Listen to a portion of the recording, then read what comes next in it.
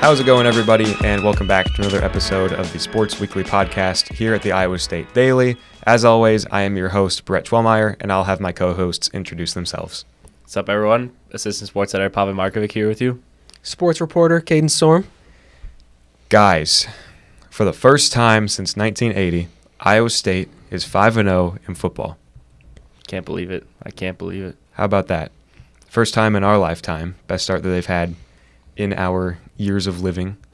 So it's pretty cool to see. Iowa State takes down Baylor 43-21. And like usual, this felt like a typical Iowa State game that we've seen them do this season. Start off a little slow in the first half.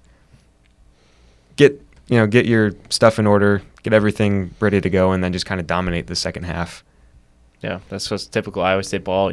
Obviously, I did not expect Iowa State to score 43 on Baylor. Like, they kept putting their foot on the gas on them, like putting their foot on the throat, and just didn't stop. But yeah, obviously going into the start of this game, it seemed like they kind of started off slow. Had that turnover on downs, and Baylor kind of had the momentum leading to a 14-3 lead. But that block punt really just changed everything, man. That's the one thing I feel like just switched momentum just like that for the Cyclones, and it was all history from there to get their fifth consecutive win. Mm-hmm. Yeah, like you kind of mentioned, like the game starts out with a nice Iowa State drive, then fails on fourth down, then Baylor goes right down the field, and just all of a sudden Iowa State's down 14-3, and it felt like we were barely into the game. But, from there, I think Iowa State scored them like 37-7, I think is 40-7. 40-7. Mm-hmm. Yes, I forgot an extra 6 points there. But from there, after they got settled in, it was lights out. Yeah, it was wild. Like, the touchdown that gave Iowa State the lead, I think, was the biggest play of the game. That blocked punt return for the touchdown, that was electric. Especially in front of the crowd that they had too for the whiteout game. It was cool to see everybody just dressed in white, supporting the Cyclones, and that was one of the loudest, one of the loudest games I've ever been to at Jack Trice Stadium, but that in itself, the blocked punt, was one of the loudest moments I've ever heard at that stadium. Us in a press box, I felt like we were in an earthquake. Yeah, it was literally shaking. That's how loud it was because nobody expected it to happen. Yeah. And just all of a sudden, we're gonna punt the ball. Maybe drive down the field to get the touchdown, maybe to take the lead like that. But no, it comes in that. And it was interesting to me because Darian Porter, the main special teams guy who blocks a lot of punts for Iowa State, he was ruled inactive after warm-ups because it looked like he was not ready. It's kind of a game-time decision. But either way, his presence was not missed today just because they were able to block a punt and end up returning it for a touchdown, which was amazing to me. And it shows what he's been able to do in that special teams room to obviously get them to do what they did on Saturday.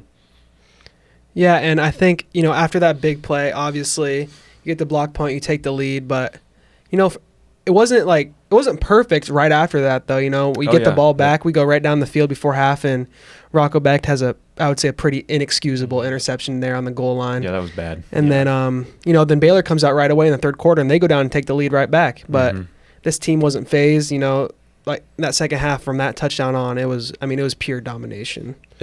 They preach a lot about this defense of the bend, don't break mentality, and it has worked at times this season, but this was the first time that I kind of felt nervous and that it was going to break down, especially you're saying Baylor starts off with those two early touchdowns. They start the second half with another one to reclaim the lead. Really doing whatever they wanted. Exactly. It was easy for them. They were it felt like, again, it felt like the rushing was pretty strong, but then you go back and look at it, and it really wasn't. Baylor only had 79 yards. It just felt like their quarterback was just scrambling a lot. He did. He had I guess he only had 3 carries, but it felt like he was way more mobile. He was extending the plays a lot. He wasn't necessarily taking off for rushes, but right. Their quarterback's not bad. Yeah, Sawyer Robinson. He started off the game really well, and but the main thing was that led to these Baylor scores was the long sustained drives. Because I think they had 8, 9, 10 plus drives, and he wasn't making these big plays down the field. It was kind of more shorter to obviously get those first downs, first and 10s and such, achieved. So it wasn't really those big plays that were expected that Iowa State's defense usually gets gashed against. So. Yeah, they obviously able to hold their own in the second half and only allowed 7 points in the second half, which led to the win, which we carried over. Mm-hmm. And a big part of that, one of those big plays that kind of helped the defense a lot was that late interception that Jontez Williams had. And I know that we had been talking a lot of like, it's going to be his time soon to get one, because I remember back, I want to say it was the Iowa game. I could be wrong on that. Maybe Arkansas State. One of them, it looked like he could have had a clear-cut pick six. I think that might have been week 1, North Dakota. It might have been. Yeah. I know it was a game that we were at. I just don't remember which one. But We were at every game so far, besides Houston, actually. Well, yeah. Sorry about that. So it was not Houston. That's all we know I at this can't point. confirm it wasn't Houston. But, Can't confirm. Yeah. But, I mean, just the fact that he was able to just, like, literally fly in and intercept that football, that was an elite play. Yeah. And for, from circumstances we know about here, I was actually I was standing right there pretty much for that play. And it was 4th down, and he scrambled around for a while, and you think, well, this is gonna end up in a touchdown somehow. Like, he's gonna find someone standing wide open. But no, Jontez Williams, yeah, he, like you said, he flew, and it was like he was a bullet straight to that ball, and he came out of nowhere, honestly. Yeah. It was pretty awesome. Yeah. One of the coolest interceptions that I've seen. Yeah. It's pretty good. Is well deserving too. Jontez has been one of those players, like, he's been yearning for one of those interceptions. Obviously got the one last week against Houston for his first one, and then this week got the big one off of Robertson. So yeah, I see like we're starting to really see this guy really start to grow as a football player. I know he's been able to learn from guys like TJ Tampa, who was there last year and was able to teach him. And I know he said today in the press conference how he's kind of a big brother to him, TJ was. So, I'm really excited to see what Tez does with the rest of his career at Iowa State. Yeah, and he finished with 4 tackles in that game, 2 solo tackles. So, obviously, contributing to that defense, there was a lot of guys who had 4 tackles as well. So, I mean, Miles Purchase was another one who had 4 tackles. He also had Malik Verdon also have 6. So, another good, solid day for that secondary. But it was really the first time they've actually been tested this year. I would say so, yeah. I mean, Cade McNamara's not testing anybody. No. No. And I mean, the other teams, it kind of goes without saying that they weren't cut out to go one-on-one with Iowa State's defensive backs. But Baylor, they punched them in the mouth. They got the better of them to start the game. But I like how the defense locked in after that. Yeah, they definitely responded well in that second half. And I would rather a team do that, like start off a little slow but then get things right in the second half, than start off strong and then fall apart and lose the game. I think that doing it this way, getting stronger throughout the game, is a better way. I'm not saying it's perfect, but I think it's better than like if you fall apart throughout the game. Mm-hmm. Yeah. We know we have the ability to play from behind. I'll say that. Well, yeah. I mean, like every game this season, it's felt like they've been behind at some point almost. Yeah. But yeah, kind of moving over towards the offensive side of things, it really felt like it was the rushing attack that kind of took over this one. For me especially, I liked what I saw from Jalen Jackson. It felt like he finally had that breakout game that we knew that he was capable of, finishing with 15 carries for 107 yards and those 2 touchdowns. And he said it post-game, he wanted to get those at the Jack, and he did it. Yeah, he's well deserved for a guy like him. Obviously, seeing guys like last week, Abu Sama got that long one against Houston, and then obviously Carson Hansen got 2 against Arkansas State. So he's been kind of yearning and looking forward to scoring his first 2 touchdowns. And like you said, he's been waiting to do it, especially at the Jack. It was a huge moment. Everyone was so excited for him to see him finally score. And yeah, it's kind of seeming like now he's kind of leading the way of being the running back 1 now, because obviously Abu Sama once again was underwhelming. 8 carries for 17 yards, his longest being a 10-yard gain. And yeah, I mean, I know we talked about running back room by committee, but I feel like Jalen Jackson's going to be at the head of that committee just because of how he's played just this season, not even just this couple of weeks. No, and I remember when I saw this box score after the game, the first thing I thought about was, I think it was me and Pavle talking, like as we were on the field. Pavle's like, who do you think is going to get the most carries in this game? And I said Jalen Jackson. I think you said Jalen Jackson. He said your answer was Carson Hansen. Yeah. They had the good the same news amount is, of carries. we were all right. Yeah. We all decided it wasn't going to be Abu Sama, and it was clearly not Abu Sama. Yeah. They tried to get him going in the beginning of the game, and then when it wasn't working, it seemed like they went to Hansen and Jackson. And for good reason, because they tore it up. Jackson is one of the shiftiest dudes I've ever seen. Oh my gosh. Like, it's not so for me, when I look at like a guy like Abu Sama run, I think that he's more reliant on his big play ability. If a big play doesn't happen, if he can't make it happen, he's not going to be in for the best statistical night when it comes to getting yardage. That being said, when you look at a guy like Jalen Jackson, he did have that 51-yard carry, which was awesome. But you look at his 2 touchdown runs, they're kind of longer. One was a little more like, medium, big sized run, a 10-yard run and a 20-yard run. And in both of them, that first one he had, the 10-yard run, he starts going off to the right, nothing's there, cuts back to the left, follows Rocco Beck's block, and scores a touchdown. Second one completely jukes the defender like out of his shoes and makes it in. So I think that comes with his experience, being that this is his 3rd team. It's his 5th year playing college football. Because when you look at like Sama and Hansen, they're only sophomores, right? So I think it comes with experience, but that experience is necessary to play well at this level. Yeah, and I feel like Abu Sama can really use this time to learn from a guy like Jalen Jackson. 100%. I know Jalen Jackson's kind of an undersized guy, but he's got that ability to shift and like do other stuff. Like he can, I know he's able to break up big runs, but he doesn't have that second level of speed to actually score because of that 50-yard run. I think he would have scored, but he kind of lost a little bit of gas right there. But still, Jalen Jackson's a guy that, even through these last couple of weeks when Abu Sama was the lead back, got more carries than him, he still got more yardage, more key runs than Abu Sama did, even though he was out-carried. So, yeah, I mean, this is just only the beginning of what could be a phenomenal season from Jalen Jackson. I like what you guys said about like experience and how that's needed for Abu Sama, because I mean, don't get us right. He's the most talented athlete we have in this running back room. Probably. I think still without a doubt. The way he can hurdle people. It's insane. He's definitely the fastest, I think, too. He's got the big playability that neither Hansen or Jackson quite have, but I think the great thing about Jackson, he knows when to get his foot in the ground and get upfield. He knows where to get his yards and how to get his yards. And I think while Abu Sama might be, I'm sure he's probably a little frustrated with how he's playing. I'm sure he's kind of frustrated that he's losing snaps. But I think watching Jackson, watching Hansen just get up the field, get those yards, be more consistent, and consistency comes with experience. And I think Abu Sama is going to be here 2-3 more years. Oh, yeah. 2 years. At least. Yeah, 2 years. I don't think he'll take his red shirt. The weird COVID red shirts are done. I'm so lost when it comes to eligibility in college football. But I still think he's going to be a great running back. Yeah. And I don't think this is definitely not the end. He's still going to be a big factor this season and going forward. And like we were talking about earlier, like you said, the amount of carries that they had in that game, when you compare it through the whole season, Jalen Jackson and Abu Sama have each ran the ball 48 times. Jalen Jackson has 295 yards, so an average of 6.1 per carry. Abu Sama has 242 and an average of 5 yards per carry. Jalen Jackson has 2 touchdowns to Abu Sama's 1, and Abu Sama's longest run of the season was 77 as opposed to Jackson's 51. So it feels like to me, again, Jalen Jackson has been more consistent.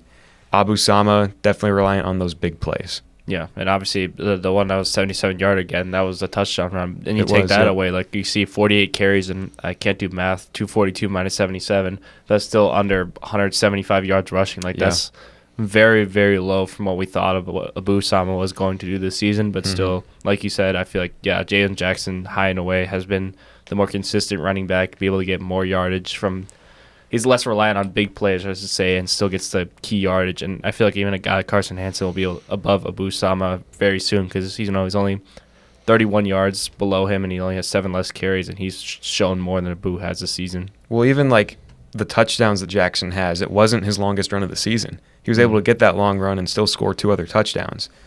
Abu Sama's longest run of the season was his only touchdown of the season. So, I'm just saying, maybe it's time to put Jalen Jackson as your RB1 because Sama has started every game. I think Jackson has definitely one-upped him in terms of production. I think it's time to make a switch for your starting running back for these games. Yeah. Still keep it at a running back committee. Like, don't get me wrong. I think it's a good idea. But starting with Jalen Jackson might not be a bad idea.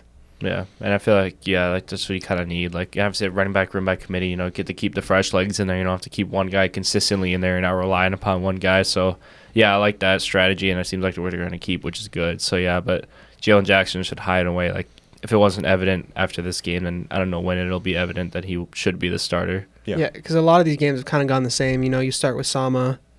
It's just not quite working, and then you turn to Jackson to get the spark. Why don't you just get the spark right away? Right. And that doesn't mean you take Sama out of the game. It just means you put him on the later. back burner a little bit. Yeah. And then once the defense is worn out, that's when his big plays take over, and he can rip off a touchdown. Yeah. Like, because he didn't have that It was late 80-yard touchdown against Houston until like late in the third quarter, I think. Yeah. I mean, yeah, you get the defense worn down with pounding the rock with Hansen and Jackson, who get those 4 yards, those 5 yards that you need. Yep. And that opens up the big plays. And I think that I like what you said. I think that's a great idea. It's a winning formula. Even though they're already 5-0. I mean, yeah, it's been working. Yeah. But, I feel like it would be gets a little bit off of stress levels of having to watching a boost start the game and struggle. I think it'd be flow easier of having, like you said, Jackson and Hansen get the wear out the defense, and then sending a boost Sama in to get those big yards and big gains and big touchdowns. Yeah. If Sama's your third best running back, that's a damn good running back room. Yeah, that's very solid. Yep. And then you have guys like freshmen's Aiden Flora and Dylan Lee too. Yeah, and it'll be really good for years to come because Sama and Hansen are going to be here for another 2 years. Yep. And then you got those guys that you just mentioned, Pavle. And those guys both have touchdowns as well. So I could see it being another 3 running back by committee next season too. Honestly, I mean, Jackson will be gone, be. but someone else will slide in with Sama and Hansen.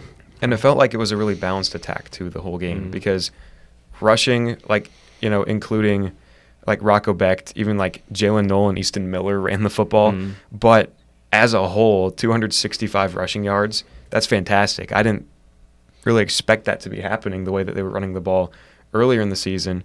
And then you compare that to the passing numbers, 277 passing yards. So now I think they're really in a spot where they can throw the ball to many of their weapons, Higgins, Noel, Bramer, who had another touchdown on just 2 catches against Baylor.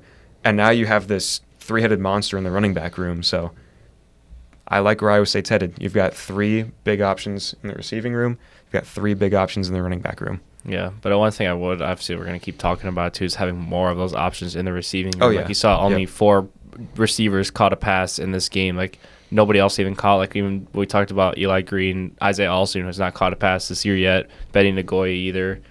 Or he has caught a pass, so I'm saying he didn't get a catch this game. And, that's what's going to be interesting to me because obviously through 2 conference games so far, the formula of Higgins and Noel has been working. But then when you start going later in the conference season playing against teams like Utah and Kansas State, who are among the top dogs in the Big 12, they're going to start to realize, double teaming Higgins and Noel, and then who's our other option besides the tight ends, We're going to have to start getting another receiver established soon. Otherwise, those other teams, like those higher-up teams, could start taking advantage, which is, we'll see what happens. It could happen, it could not happen, but it's a thing to think about for sure. I don't think it's going to happen. Really? Probably not. I mean, it's been 5 games now. Yeah. I mean, like guys like Eli Green, Alston, they're not getting looks. I mean, at this point, you'd think you'd start to see something, and it's just not happening.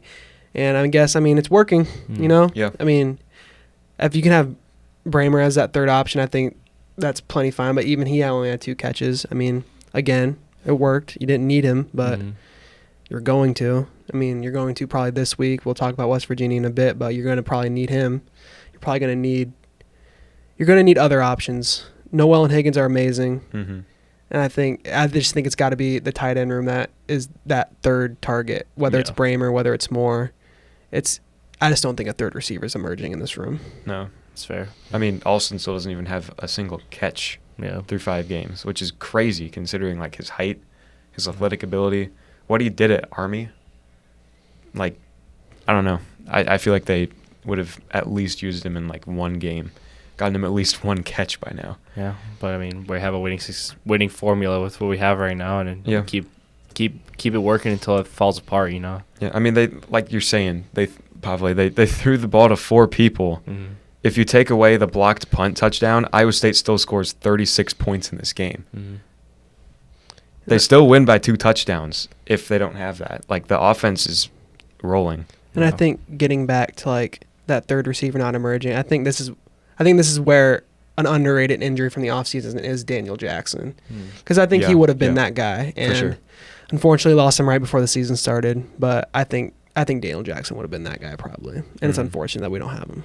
But yeah, just talking about those receivers still, how about Jaden Higgins? He continues to show up week after week.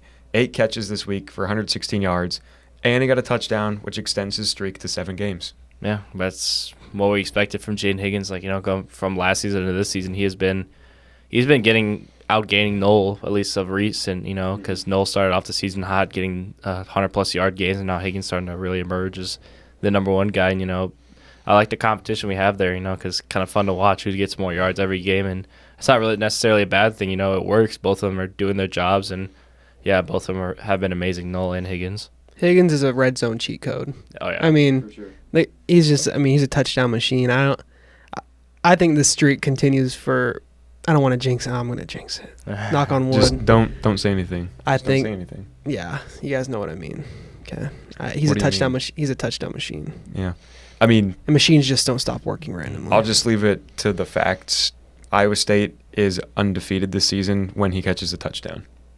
So, That is true. That's undeniable. yeah, that is a fact. Iowa State has Cannot won. deny that, yeah. Iowa State has won 5 games and lost 0 when Higgins catches a touchdown. Yeah. If that happens against West Virginia, Yeah. But I mean, That means if he catches a touchdown, against West Virginia, there's no chance they lose.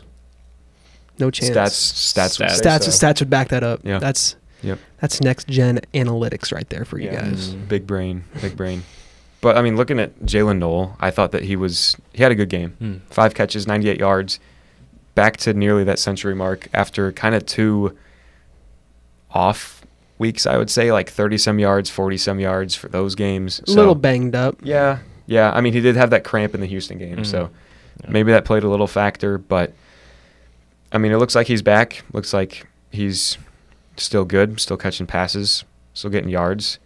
And when you look at it, everybody across the board for average, like, reception, like, yardage-wise, everyone is 14 or more. So, See back what to you did there. sling it down the 14 field. 14 No. or more. I see what you did there, Tyler Moore. 14 or more. Yeah. No, we talked about that last week, how like the Houston game kind of lacked that explosiveness in the passing game. Well, it was back in a big way this game. Yeah. It was chunk play after chunk play after chunk play, and you love to see it. I mean, you're not gonna win many games when you're giving up chunk plays through the ground Yeah. and you're giving up 250 yards. I mean, chunk plays on the air and 250 yards on the ground. Mm-hmm. The chunk plays were, like you said, through the air, but they were also on the ground. They were also on the ground too. I mean, could've just kept it going. 9 plays of 20 or more yards is insane. So, obviously, Taylor Mauser he's found something with this offense that he can definitely work with. And another, like, quirk that I guess I like that they run on the offense is those, like, heavy goal line formations. Like the T formation, the big I, where they've got, like, the 2 tight ends or fullbacks or whatever. Those are fun. Yeah, that's what we always like to see that, It's kind of interesting because you don't really expect to see that from a lot of teams, and, they do it, and it seems to have a lot of success, so I expect the same to go into the rest of the season. Yeah. He also got a little bit into his Kyle Shanahan bag with the fake toss to the running back, then pivot back to the tight end, Bramer on that touchdown. You saw that same play with Purdy and Kittle a couple years back, and, I mean, it was a mirror of that play. Obviously, that's where it came from, I think, watching Purdy. Also, speaking of Purdy, we'll get to Cyclones in the NFL in just a minute. New segment alert. New segment alert. Sound the alarm. We don't have an alarm. We should get one, though. That'd be fun. That'd be sweet. Yeah. After, like, wins or something. We'd have to... We should get that. We have to put it off every week. We should get the alarm crank thing that they have. Oh, at yeah. basketball games. Yeah. Yeah. That'd be fun. Mm-hmm. It'd be annoying, but it'd be fun. For sure. Could you imagine if we had that and like breaking news drop? If we had like a breaking news alarm? Yeah. During our pod, breaking news. Yeah. Well, I guess the one guy we haven't really... Well, I guess there's like 2 guys that we should probably touch on. But the one we haven't really talked about a whole lot is Rocco Becht. 16 for 25, 277 yards, 2 touchdowns, but he did have that That was a bad pick. wonky interception, like off his back foot. Mm-hmm. Probably should have just thrown it away, but Trying to do a little too much. I digress. Yeah. They won the game. He did his job. He's Mr. Consistent at this point. I mean, his stat sheet's never gonna blow you away. He's not gonna be a Heisman contender, but he does what you need to do. He wins He doesn't games. have bad games, that's for sure. Yeah. He's played solid ball all year, and this is the type of stats you're going to see him probably anywhere from 200 to 300 yards, probably not much over 300, probably not much under 200, a couple touchdowns here and there, but he just plays good ball. Yep. Gets his ball to his playmakers, knows what he has to do, keeps the offense rolling, scores points. He does have a little funky pass every now and then, like that interception. Yeah. But you'll take that when he's playing good, consistent football the rest of the As game. long as it doesn't happen more often than Yeah. then they'll be fine.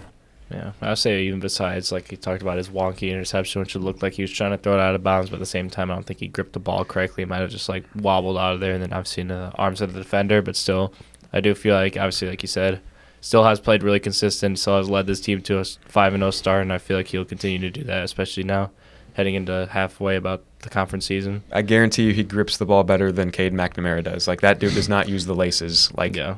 that's probably why he's so bad. Yeah. I'm sure there's other reasons too. Well, yeah, but that's got to be, Yeah, it's one weird. of them. That's weird. You play Yeah. for a big program like Iowa, and you can't even grip the football right. Well, to be fair, does the Big Ten really have the best quarterbacks? No. Exactly. Yeah. Who is the Big Ten's best quarterback? Will Howard, maybe. Yeah, probably. The guy that was about to be a backup at Kansas State. Yeah, probably. Maybe.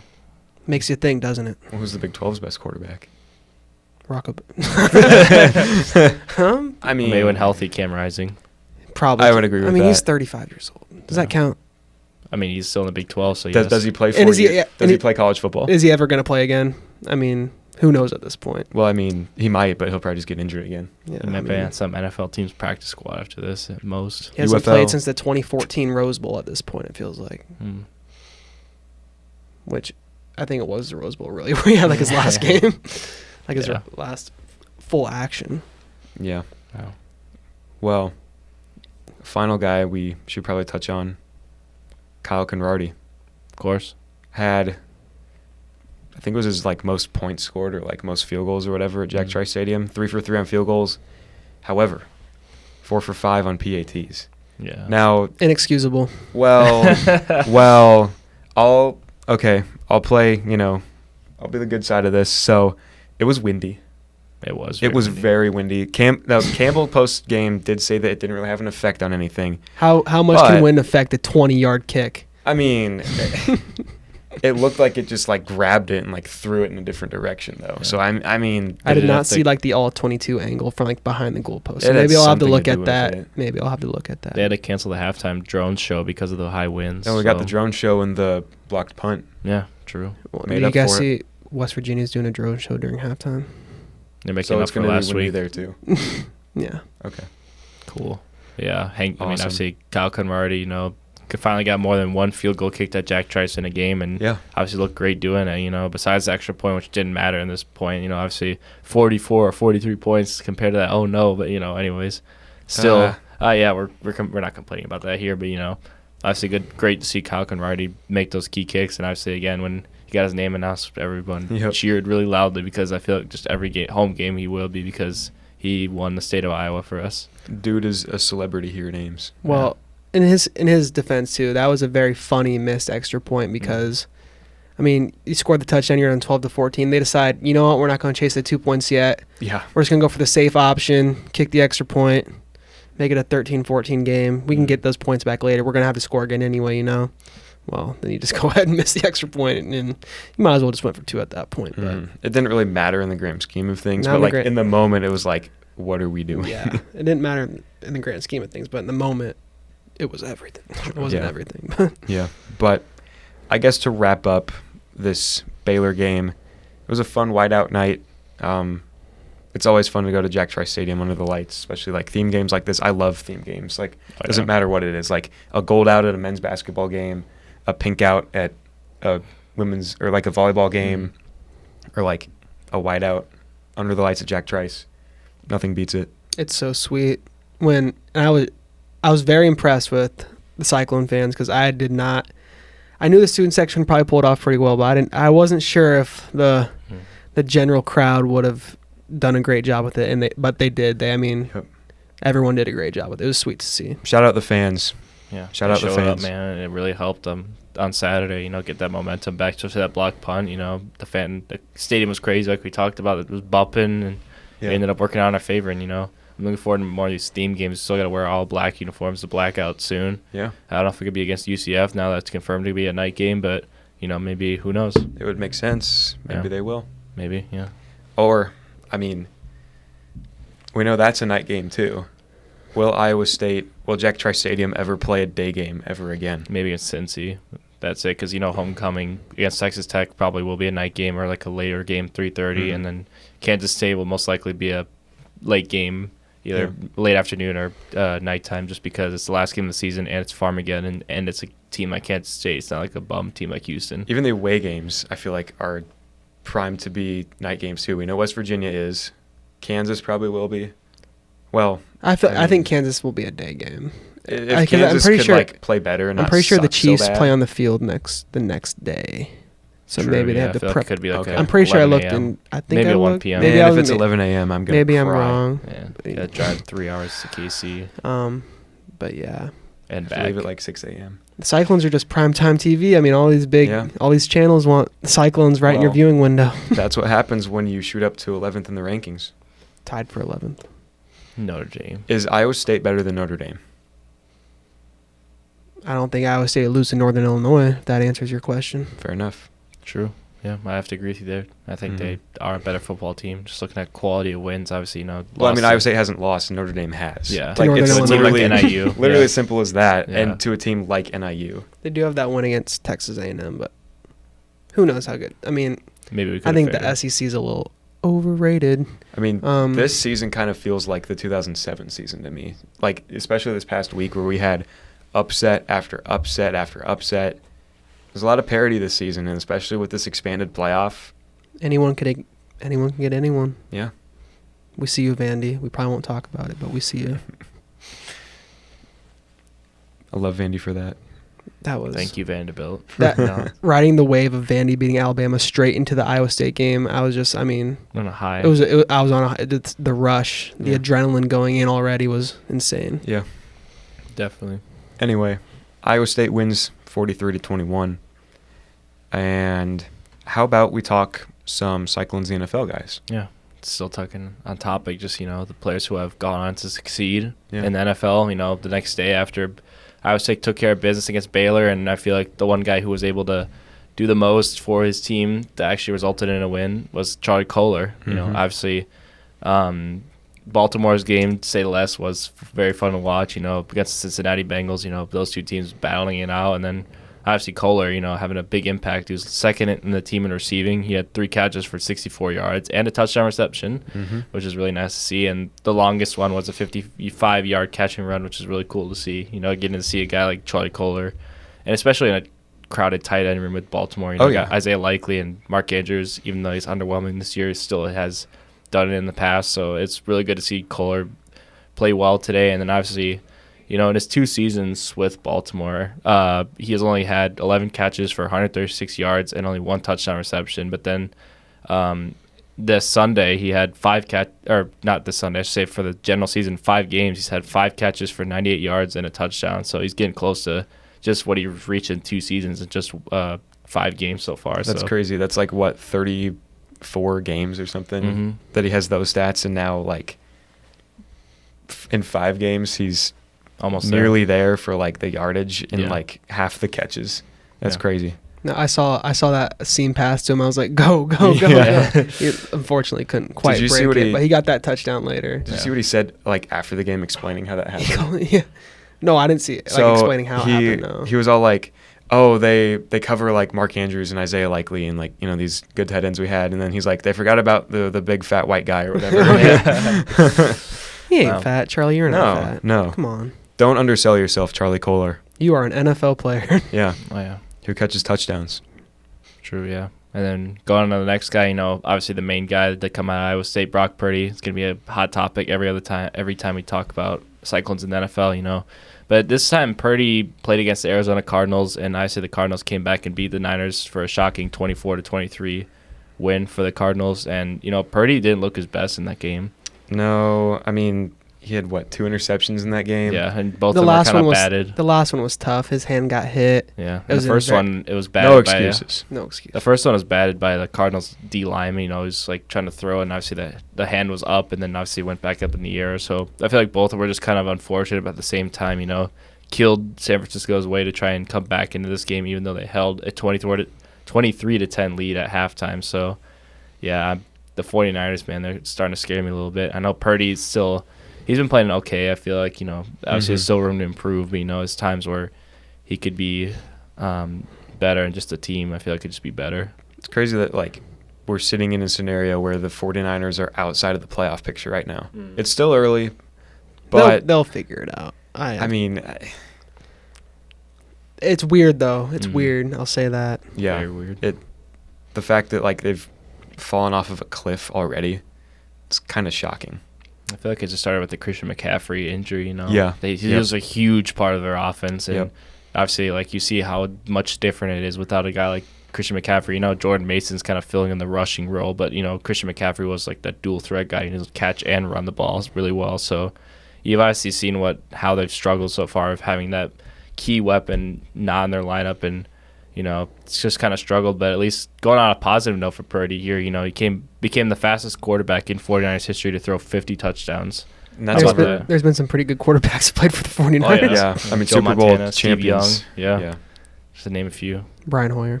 of course. All yeah. those great quarterbacks. Mm-hmm. Yeah, and Or Alex Smith. Alex Smith. Just start naming 49ers quarterbacks. yeah, Jeff Garcia. Yeah. true. Yeah, Kaepernick. Well, Garoppolo. Garoppolo. I led him to the Super Bowl. Yeah, he Well, did. There's your 49ers Well, did he lead them quarterback to the segment. Super Bowl, or, Yeah. or did the defense that year? well, I mean, he played a part. You can't say he didn't. It's kind of like Is he on a team this year? Garoppolo. Yeah. he's on the Rams. He He is. Oh, got yeah. suspended at the start of the season. Now he's back. No. Oh yeah, he failed his physical or something. Yeah. Yeah. Yep. Yeah. Now flashing to the Jets side, the New York Cyclones side of things. I think should let Brett talk about this. I feel Man. like every I segment feel like should be- maybe I should be talking. No. I'll let Brett I'll talk. let both of you guys talk about this because I know you guys both Dude. watch the game as fans for both teams. Dude, we got 3 Jets players to go through, and Cyclones, New York oh Cyclones. my God. Well, to start off, the game was at 8:30 a.m., Of course. which I didn't wake up in time for, obviously, because I didn't go to bed till like 3 a.m. Winners after wake getting- up in time. I'll tell you that right now. Anyway, we'll start with Will McDonald, who was kind of like one of the very few bright spots for the Jets / New York Cyclones Yeah. on Sunday. He had a sack, his 6th of the season, so he's still averaging over 1 per game, which is pretty cool. He also had a tackle and a QB hit. Couldn't get the sack, but it is what it is. He had 1. It was a 12-yard sack too, so It's a pretty big loss. yeah, but in the end it didn't matter. So Yeah. Kate, do Whatever. you have any thoughts about that? I don't know if you remember watching that specific play. No, the Will McDonald and the Jets D-line did play very well. I'd Yeah. say that was probably the strong point of their team. They in had this like, what, game. 4 sacks, I think? Maybe? Yeah, they were getting after Sam Darnold, and my Vikings were playing the Jets, and they were enemies on this day. I do still want to defend specifically Breece Hall Yeah. in this game because the Jets were down 17-0. I mean, just so early. The Vikings were dominating them. Hmm. yeah, Brett dominating them. I know it was So bad. I mean, when you fall down 17-0, you're not really going to start getting the ground game established. I mean, the Jets dropped back and threw the ball 54 times. yeah. But I mean, still did. they Obviously, never- Rodgers isn't playing well when that happens. Yeah, I Yeah. mean, Breece Hall, he didn't really have a chance to even get going in this game. It No. was over before it started for him. Lazard caught a touchdown, He did. but he also had a couple drops He did. that weren't great. But I mean, they were tough catches. But Yeah. you could tell Rodgers was like, "Come on, man." But I mean- Lazard's a solid player. He's Rodgers' favorite target. I'd still say. I mean, Yeah. maybe not after this game when he targeted Garrett Wilson 22 times, but Well, also they could be bringing Devontae Adams. yeah, and that's. Dude, if we don't get Devontae Adams, we're cooked. Like, Oh yeah, we didn't even mention that the Vikings broke the Jets so bad they fired their coach this morning. yeah. Robert Which Saleh's I'm gone. happy. I mean, it should have happened like years ago. Yeah. Like 20-36. He hasn't Like, been good. No. And then our defensive coordinator's taking over. Wasn't Saleh a defensive coach? Yeah, from the Niners. He led the Well, were you gonna the have defense. you gonna have Hackett take over? Dude, oh, no. You gotta No, pick someone, I guess. brother. The Jets are just terrible, and I've come to accept it. But at the same time, it's like, can we at least make the playoffs, please? Yeah. And you only Like, have a certain amount of years with Rodgers, too, before you have to I find do another like that quarterback. a lot of our playmakers are former Cyclones. It's Mm. cool, but at the same time, I feel like their careers are probably going to go to waste if they stay with the Jets. Yeah. I'm just saying. Lazard still seems to have stayed on course just because he's played with Rodgers Because his it's whole Rodgers. career. Yeah, I- caught a touchdown in this game, 14-yard touchdown to highlight his 4-catch, 34-yard day. Yeah. Even despite Garrett Wilson like, getting fed most of half of his targets. Yep. I mean, it was also the most targets that Lazard saw Mhm. this season. So Yeah. obviously Rodgers likes to throw it to him. They have the chemistry. It just Rodgers isn't. He ain't Rodgers anymore. No. And It's not the same guy we saw. I love in to Green see Bay, it. I love to see it. Thankfully, yeah. He's haunted my dreams. Bears and As a Vikings fans alike are yes. enthused or just happy. I've actually been rooting for him. Besides when he's playing the Oh, yeah, Vikings of kind of course. now, but it was nice He's to just not in our division beat up the anymore, old man so one last time. I mean, we don't get to do that's that. valid. I'm not At gonna. least I'm not not this gonna dock you for that. You know. Yeah. How about And- Brees Hall? Yeah. Talking about him a little bit, what do you think, Brett? Well, back-to-back see- games with underwhelming performances. He's Brees- killing my fantasy team right now. True. I'm sorry about that. I truly am. I'm sure he feels really bad It's about tragic. that. Yeah. He cares specifically about your fantasy football team. Yeah. Yeah. I mean, Brees is probably my favorite player on the Jets roster. He was one of my favorites when he was at Iowa State. But he's kind of been making me a little mad the past couple weeks. I get that they were in the rain against the Broncos, and, it's hard to do anything in the rain. But I don't think it was raining in London. It rained for a bit in the second half, but Yeah. by that point, he'd already gotten most of his I mean, carries. This is like, what, back-to-back weeks now with under 25 rushing yards? Brother, got to do better. Yeah, and especially with a guy like him, Braylon Allen's playing better and stuff. So, the Jets may have a problem there. And then obviously, finishing off on a more of a positive note, aside from the Jets' depression, we have Xavier Hutchinson, who kind of stepped up in this game when they beat the Bills this Sunday. He had 2 catches for 31 yards, but mainly those catches came from the injury from star wide receiver Nico Collins. And, but it was still good to see Hutchinson, step up in that role in such a crowded wide receiver room in Houston. And he played his most snaps with 48. Yeah. Cool to see. He's getting more offensive snaps rather than just special teams. So it's good to see a guy like Hutch get some playing time. Plus, they beat the Bills, which is always good. Of course. So now back to the current Cyclones. They will be on the road this week against West Virginia. That game going to be at 7 p.m. on Fox. So, again, nationally televised primetime game. At night. At night. At night. Iowa State at night. At night. At night. After dark. After dark. Not quite After dark. At night. At night and then after dark. That is true. Yeah. At night, at night, at night. Well, West Virginia is kind of a weird team to me Very, very weird. because I was thinking the same thing. they've lost to Pitt and Penn State, Mm-hmm. both at home, I believe. Both solid teams, I'd Yeah, say. Both yeah, are they're Both ranked. ranked, Yep. both Yep. undefeated, so. Yep. But they're 2-0 in the Big 12, including a beatdown over Oklahoma State last week. In Boone. And Yeah. Boone Pickens. Pavle, what do you make of the Mountaineers? Looks like they're going to be another run-heavy team. Obviously, Of have course. guys like Of course. It's the new Big 12 now. So C.J. Donaldson Jr. leading that room, 71 carries, 361 yards, and 5 touchdowns on the season. And their backup, Jaheim White, 56 carries, 352 yards, and 4 touchdowns. So they're kind of almost neck and neck. I know C.J. has about 15 more carries, I should say, than Jaheim, but still seems like a 1-2 punch of running backs. And of course, Garrett Green just reached the 1,000-yard mark of passing, and also has nearly 300 rushing yards. So Yeah. it's kind of going to be interesting. It's be another question of whether Iowa State defense can hold another dual-threat quarterback along with the running backs that they have. You could almost call this another three-headed monster like you could with Iowa State, but the True. quarterback is in there as one of the rushers. So this isn't the first dual-threat quarterback Iowa State has faced this year. Obviously, the North Dakota game, the Arkansas State game, the Houston game, all dual-threat quarterbacks. I thought Iowa State handled all of them fairly well. The defense has gotten better. I'm hoping that there can be more of the same this week as well.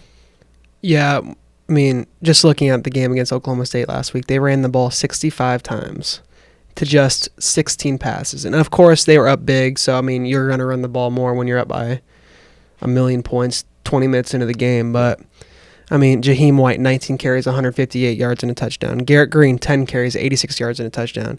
C.J. Donaldson, 20 carries, 77 yards and 2 touchdowns. I mean, they just did whatever they want to Oklahoma State, which Oklahoma State might be dead. They might have quit. But Brett, your Big 12 pick. Yeah. Man, that looks I wish I could great go back right in now. time. That looks great right now. Even Utah in the championship game isn't looking great. Like we better than said, Oklahoma Cam State. Rising is never going to play college football again. Farmageddon Big 12 championship? Zach Wilson's, Back-to-back weeks. That'd be sick. That Zach would be Wilson's sick. brother is leading at Utah now. Isaac. Is that really it? Yeah. Oh, damn. He's Yeah, I a didn't traitor. know He that. went to Utah? Yeah. I mean, they're both Mormons, so they're both at the Mormon schools. But Utah, BYU, that's the holy war. Mm-hmm. Crossed enemy lines. Mm-hmm. There's some other jokes we could make, but Their trophy should be a can of Dr. Pepper True. True. That's their party drink over there. or chocolate milk. Or water. That's their tailgate How much drink. is water? How much is water? That's it. We just give them water. Anyway, yes, they run the ball a lot. Yeah, they do.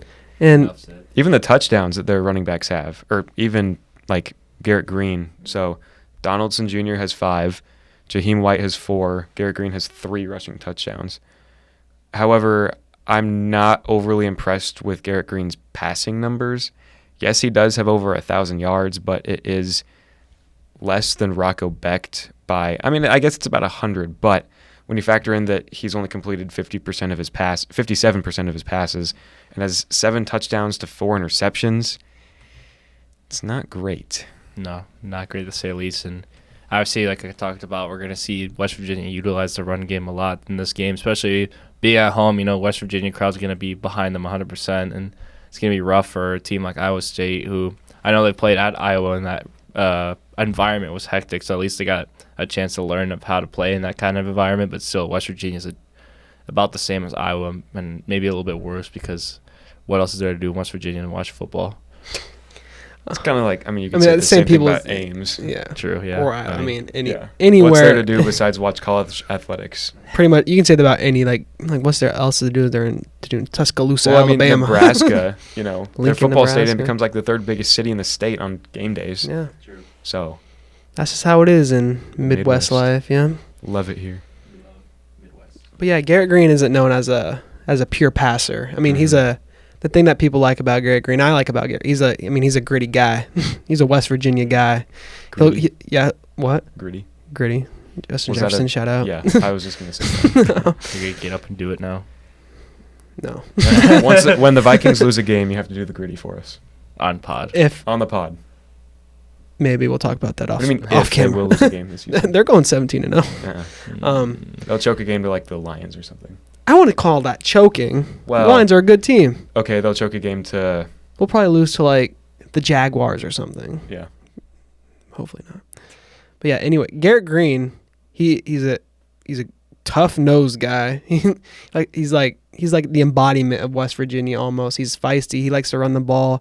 He'll put his head down, and I mean that's what he brings to the table. He's not dropping back and throwing the ball 40 times with precision and accuracy. That's just not. Yep. The thing that really speaks to me with looking at his stats is those 4 interceptions, because we know how the Iowa State secondary thrives on forcing turnovers, on getting interceptions. Like, they still have at least one every game. Yeah. And Jontez Williams was the one to get the pick last week. He could do it again. Someone else could. Odds are Garrett Green's going to throw an interception in this game. And I can say that about pretty much almost every quarterback that we play in the rest of the Big 12 schedule. Well, I mean, yeah, but Iowa State's done it every game. Garrett Green has 4 interceptions, which is almost, one for every game they've played. So it could be a momentum shifter, too, if we get a turnover off West Virginia, because I know the fans are going to be rowdy there, obviously. Oh, yeah. So that could be huge for them to try and get an interception, or if they get a fumble return or something. plus it's a theme game for them too, which I'll come back to in a second. Yeah. I've got a rant about that. Can't wait to hear it. They're stealing our drone show at halftime. We didn't get it off. Now they're doing it. No. Yeah. But yeah, just talking about, another aspect I did find interesting was their kicking aspect. They have not missed a kick yet this season. Really? Their leading kicker, Michael Hayes II, is 18 for 18 on extra points and only 6 for 6 on field goals. And all his field goals came from at least 20 yards away, and is perfect from 4. He has not kicked a 50-yard field goal, but has been perfect, between 20 and 49 yards. You know who has kicked a 50-yard field goal? Kyle Conradi. Of course. Yeah. 54, and it was a game winner in a rivalry game. Yeah. He won't be afraid of no West Virginia kicks. He'll be locked in. Nope. He might be better the farther away he gets. Hey, Trot you him out never there know. from 70, see what happens. Campbell, if you're listening to this, do it. Do it. Yeah. I guess I can rant a little bit now. Theme game. Back-to-back weeks, Iowa State's been in the theme game. It's just they're on the opposite side of it. Iowa State had a whiteout. This is a blackout first game with West Virginia's Coal Rush uniforms. But I want to take you guys back a few years to 2018. Ames, Iowa, Jack Trice Stadium. Iowa State, in a blackout game at night, hosts a ranked West Virginia team. Iowa State went on to upset West Virginia that night 30-14. Fast forward to 2024 this year, a ranked Iowa State team travels to West Virginia for a blackout game at night.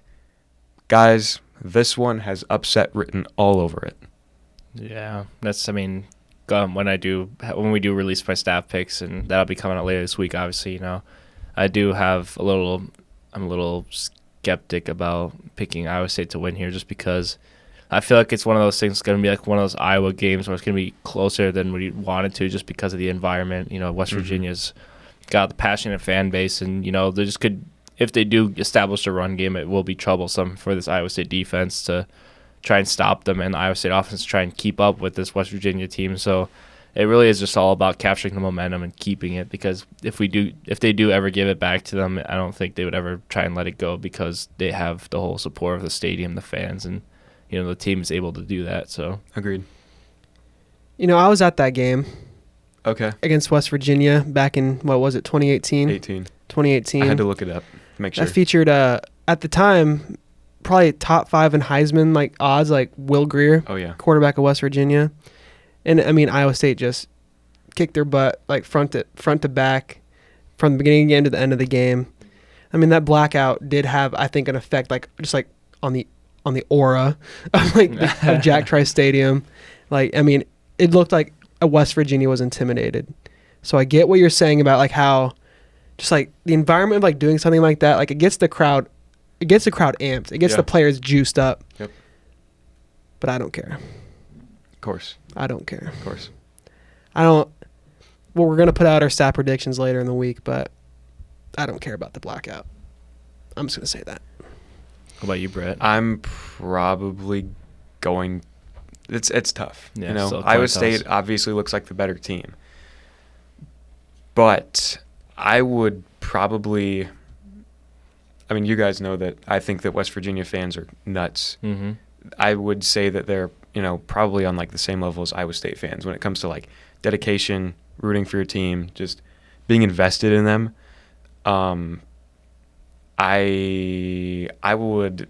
It's still too early too. But I know we're a few days away, but if I had to pick right now, I would probably pick West Virginia to upset Iowa State in this one.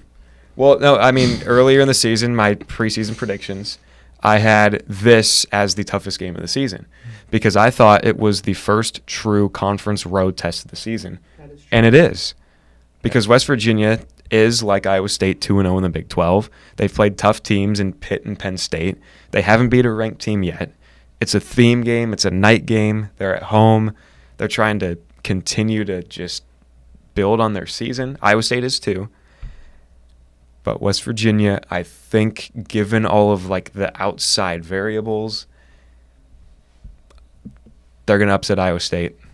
I don't like to pick that. I don't want to pick it, but I feel like there's got to be an upset somewhere this season, and I think that this is going to be it. Yeah, and I know kind of both of us, we kind of predicted the same record for preseason, right? 8-4 for the team. And I had this one as a scheduled loss. So did I. I'm definitely iffy on it now, but I'm going to stick with it. Yeah, just so the way the team is playing. I also am a little bit iffy, but at the same time, just, all the factors going into it, being in West Virginia, like you said, the home team and all the big crowd and stuff, yeah. But then again, we said that about Iowa, and look what happened. That's true.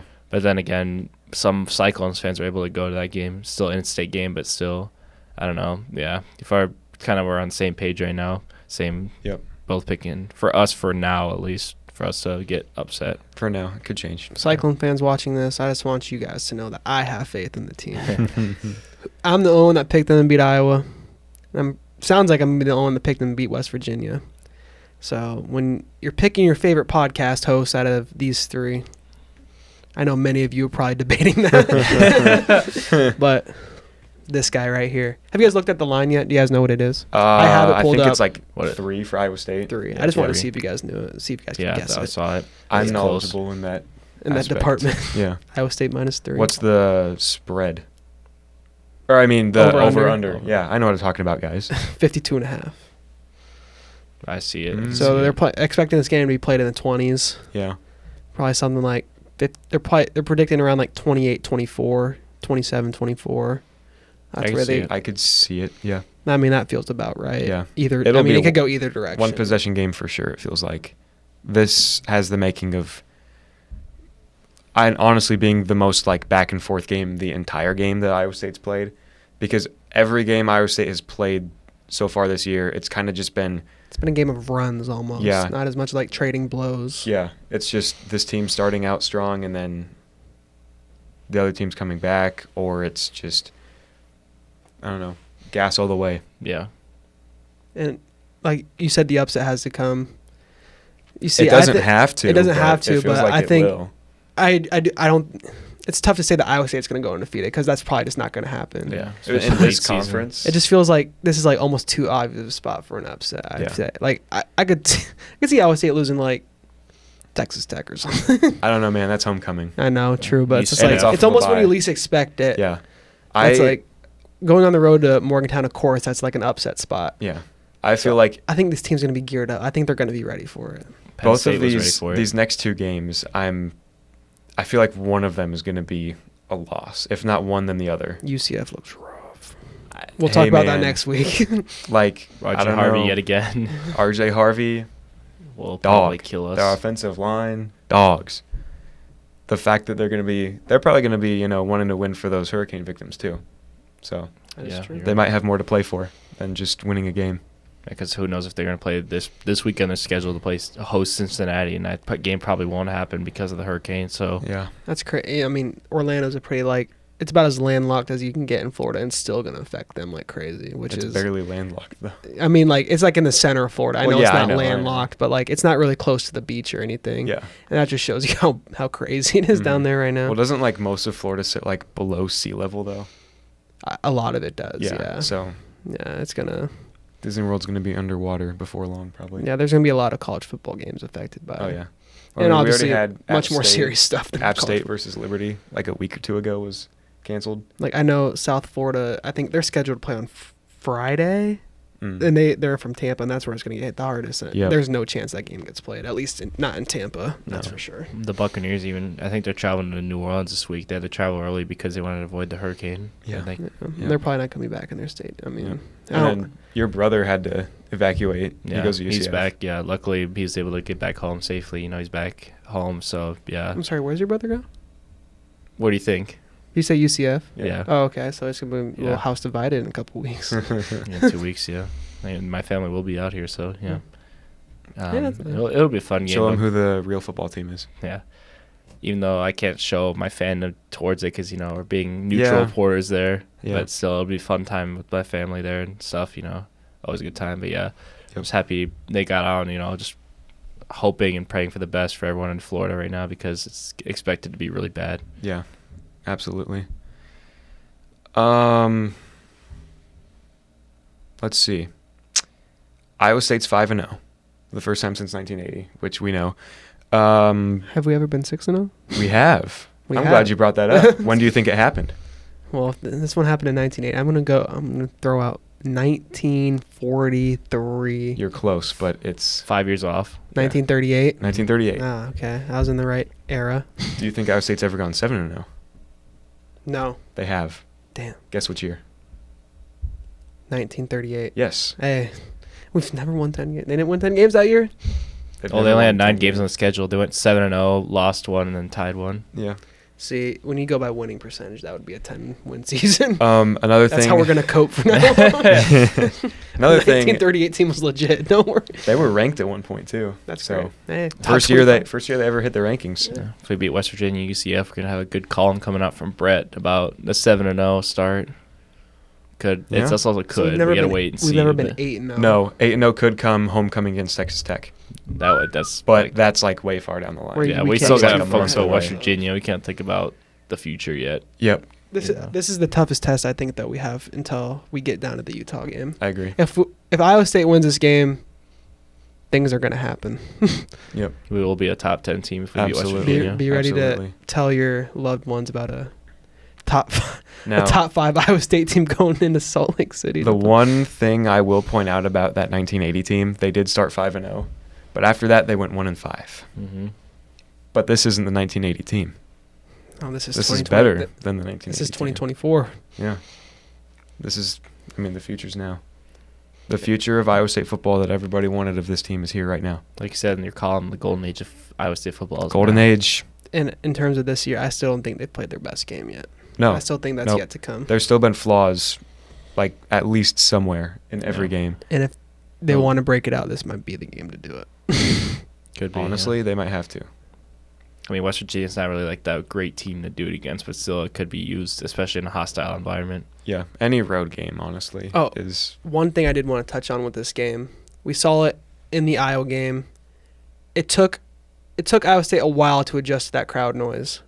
We saw it on those first couple of drives, all the pre-snap penalties, and this environment's going to equal it, and it might even be crazier because, you give the West Virginia people a night game where they can party all day before the game starts. They might be a little rowdier than the Iowa City folk. Plus, they sell alcohol in the stadium, too, unlike Iowa State. Yeah, so it's going to be rowdy. I think hopefully that they're better prepared for that this time around because that really was a big reason why Iowa State fell down so hard to Iowa in that game. Yeah, and it literally came down to the final kick from Kyle Conradi to actually win the game for the Cyclones in Iowa City. So, it's going to be rough to kind of do, but I feel like they'll manage. Yeah, it'll be a good one for sure. Should come down to one possession. But that will do it from us today. Once again, thank you, everybody, so much for watching another episode of the Iowa State Daily Sports Weekly podcast. Iowa State versus West Virginia this week, 7 o'clock on Fox. Don't miss it. It should be a good one. We'll see you guys next time after the game. Have a good one, everybody. See you later. Peace. Go Clones.